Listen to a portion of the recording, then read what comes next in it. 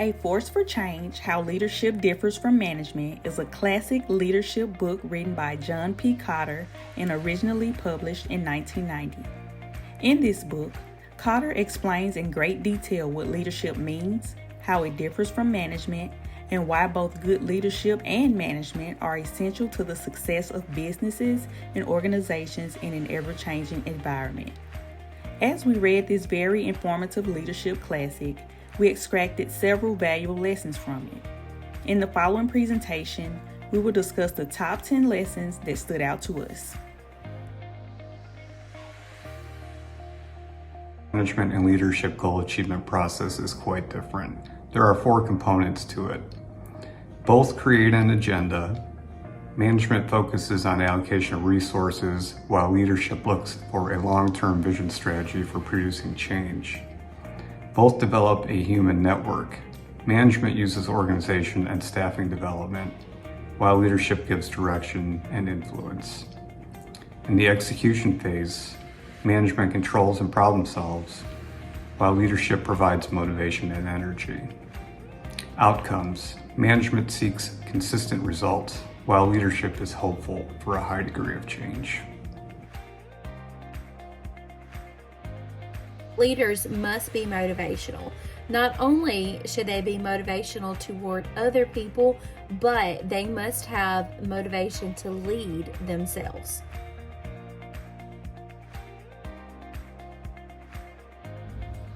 Leadership is composed of multiple roles. Usually when we think of leadership, we think of just one person or one leader in charge.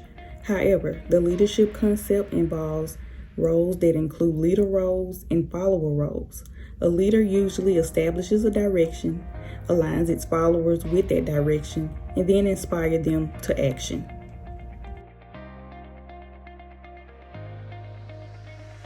The case study of Honeywell shows how management morphed into leadership from 1970 to 1985.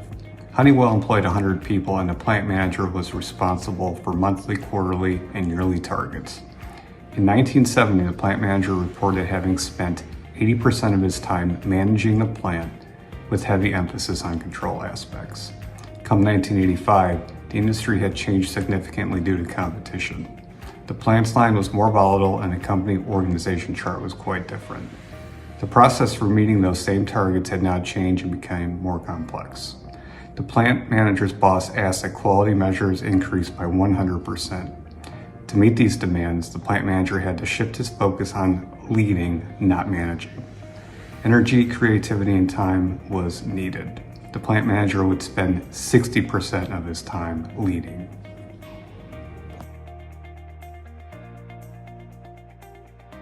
Effective leaders have several things in common.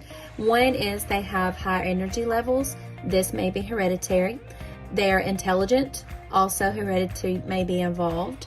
They have strong emotional health, which likely involves heredity, especially chemical imbalances. And they are people who exhibit integrity. This is learned and developed mostly in adulthood.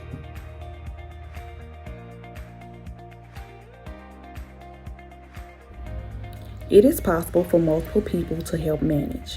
Of course, this may cause some conflict, so that is why it is important to have informal networks inside of organizations. This helps to reduce or resolve conflict and to help link all visions together without them turning into a competition.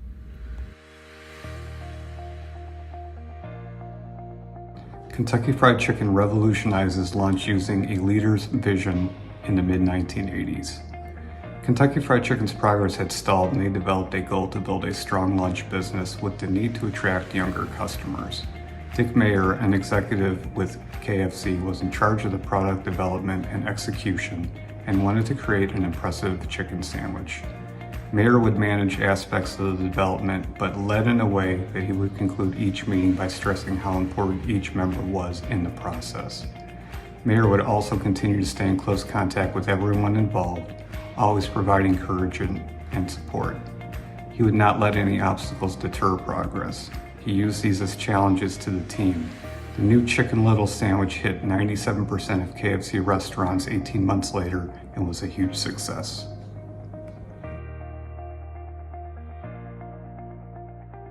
culture is very important.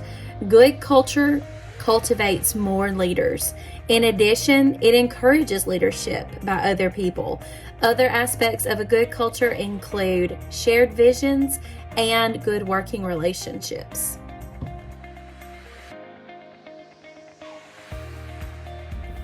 Reconstruction of an organization is okay. Not always easy, but definitely okay. Leadership and management does not come in a one-size-fits-all package. Therefore, whatever works for one organization may not always work for the other. John Kotter presented a reconstruction case in his book and described how an organization went through a process of defining a need for reconstruction.